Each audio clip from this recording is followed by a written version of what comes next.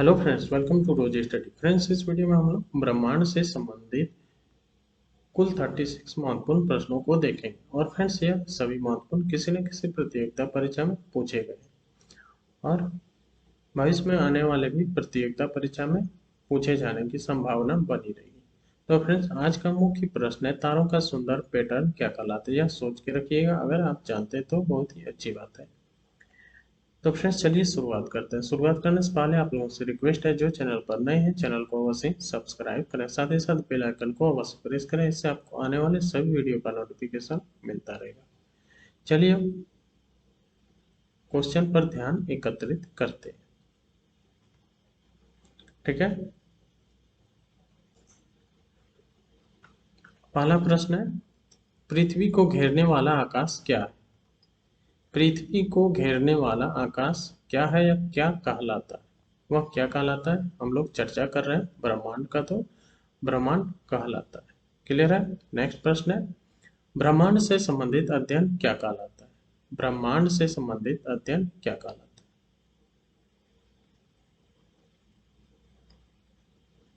ब्रह्मांड से संबंधित अध्ययन कहलाता है ब्रह्मांड विज्ञान, जिसे कहते हैं कॉस्मोलॉजी।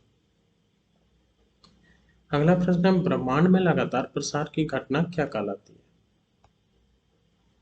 ब्रह्मांड में लगातार प्रसार की घटना क्या कहलाती है? यह कहलाती है बिग बैंग।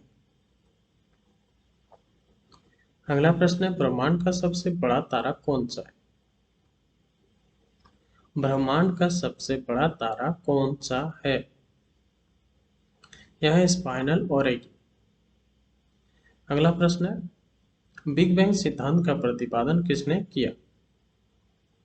बिग बैंग सिद्धांत का प्रतिपादन किसने किया?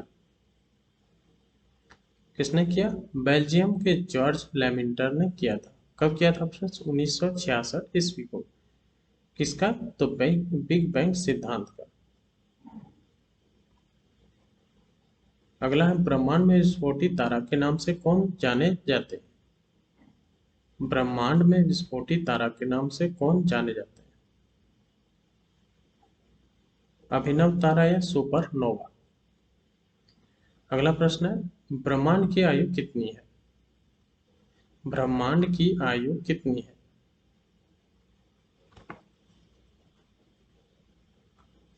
13 बिलियन वर्ष है।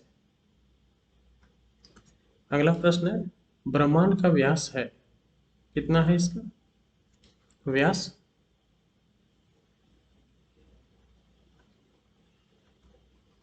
10⁸ प्रकाश वर्ष है। ठीक है, ध्यान रखिएगा, 10⁸ प्रकाश वर्ष है। अगला प्रश्न देखते हैं, एक वर्ष में प्रकाश द्वारा तय की गई दूरी क्या कहलाता है?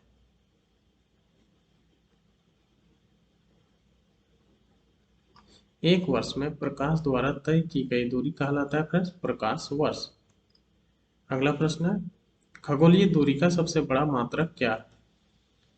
खगोलीय दूरी का सबसे बड़ा मात्रक क्या है? क्या है? पारसेक है। ठीक है, अगला प्रश्न देखते हैं। अगला है, एक पारसेक बराबर होता है, कितना के बराबर होता है?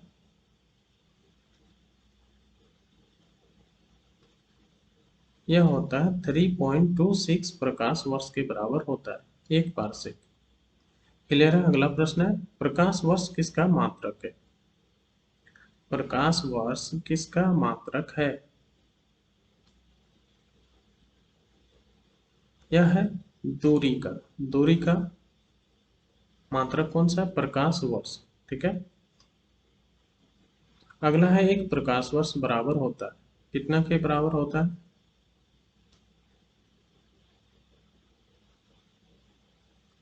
एक प्रकाश वर्ष बराबर होता है फ्रेंड्स 9.46 इंटू 10⁻12 किलोमीटर। ठीक है, या फिर 9.46 इंटू 10⁻15 मीटर के। ठीक है, इसमें ये गलत हो गया फ्रेंड्स। ठीक है, ध्यान रखिएगा, फिर से बता देना।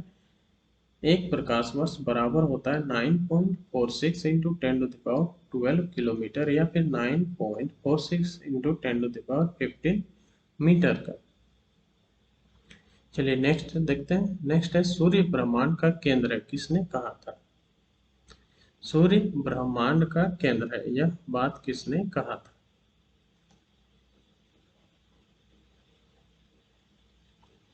यह कहा था फ्रेंड्स कोपरनिकस ने, और यह कहाँ के निवासी थे? पोलैंड के।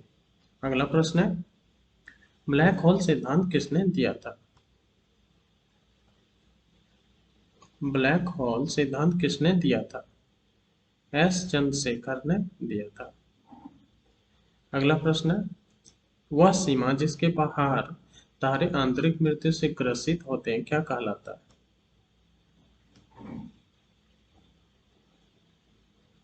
उसे कहते हैं हम चंद्रशेखर सीमा। अगला प्रश्न है यूरेनस ग्रह के खोजकर्ता कौन थे? यूरेनस ग्रह के खोजकर्ता कौन थे? यह थे विलियम हर्शे। तारे का रंग किसका सूचक है? तारे का रंग किसका सूचक है? उसके ताप का। अगला प्रश्न है अंतरिक्ष यात्री को आकाश कैसा दिखता है? मोस्ट इंपोर्टेंट क्वेश्चन है। अंतरिक्ष यात्री को आकाश दिखता है काला। कैसा दिखता है? काला। अगला प्रश्न है आकाश का रंग नीला प्रतीत होता है किसके कारण? आकाश का रंग नीला प्रतीत होता है प्रकीर्णन के कारण। अगला प्रश्न है तारे के टिमटिमाने का क्या कारण है?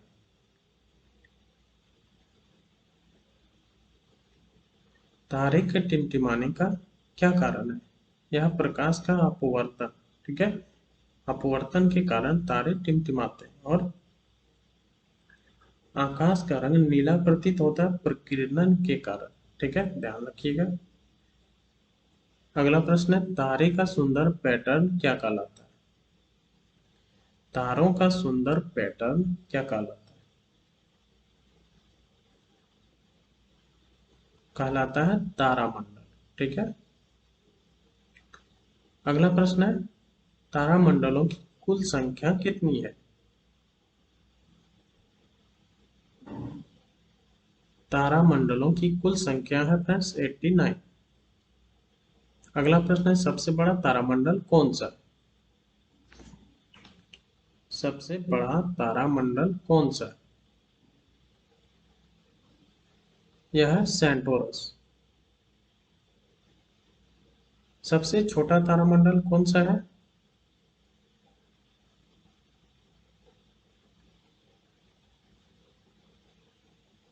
सबसे छोटा तारामंडल है क्रक्स। अगला प्रश्न है तारों की बड़ी बड़ी गुच्छों का समूह क्या कहलाता है?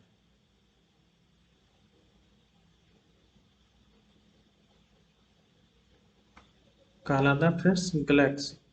और इसका व्यास होता है 10⁵ प्रकाश वर्ष। ठीक है, व्यास ध्यान रखिएगा 10⁵ प्रकाश वर्ष होता है। और तारों के बड़े बड़े गुच्छों का समूह कहलाता है गैलेक्सी। आकाश गंगा की आकृति कैसी है? आकाश गंगा की आकृति कैसी है? सर्पिलाकार। अगला प्रश्न है आकाश गंगा गैलेक्सी की निकटतम मंदाकिनी कौन सी है?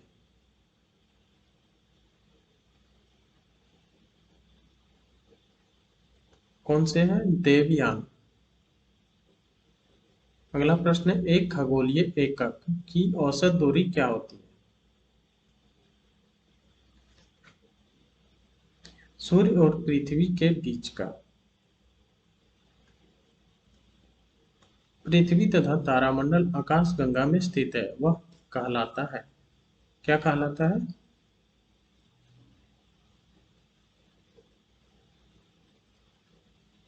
दुग्ध मेखला। अगला प्रश्न है दुग्ध मेखला मिल्की वे क्या है? यह फ्रेंड्स क्या है? दुग्ध मेखला एक मंदाकिनी है। अगला प्रश्न है मंदाकिनी क्या होता है?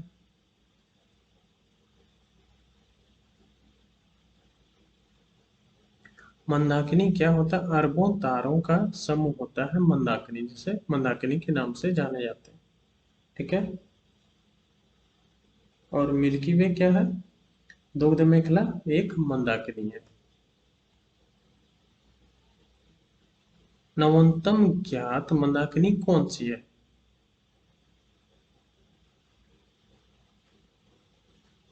कौन सी है?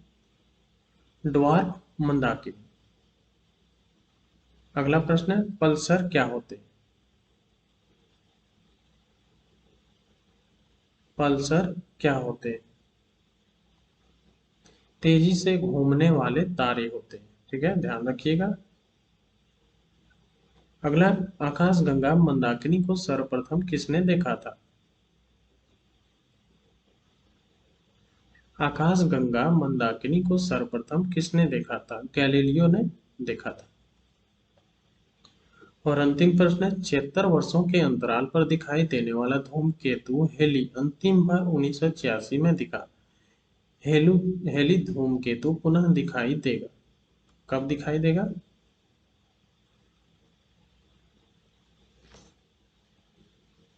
2062 में। ठीक है। 76 वर्षों के अंतराल पर दिखाई देने वाला धूमकेतु हेली, जिसका नाम है फ्रेंड्स हेली, अंतिम बार 1986 में दिखा था। और यह फिर पुनः दिखाई देगा 2062 में। ठीक है। तो फ्रेंड्स, यह थे 36 महत्वपूर्ण प्रश्न। उम्मीद करते हैं वीडियो आपको अच्छा लगा होगा। फ्रेंड्स, वीडियो अगर अच्छा लगा हो लाइक करें, दोस्तों के साथ भी अवश्य शेयर करें। मिलते हैं फिर नेक्स्ट वीडियो में, तब तक के लिए जय हिंद।